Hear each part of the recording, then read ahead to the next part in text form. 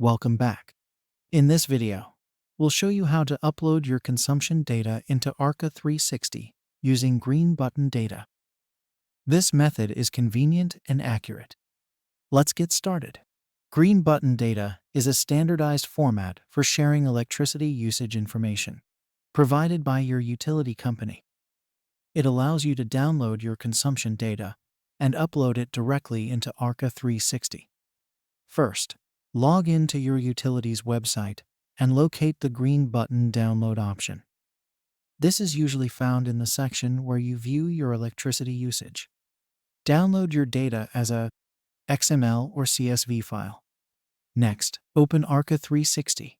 Navigate to the consumption data section and select the green button data upload option.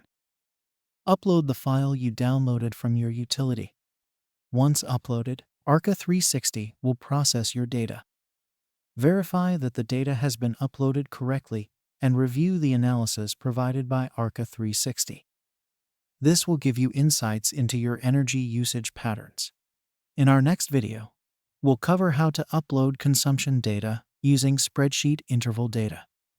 Thanks for watching.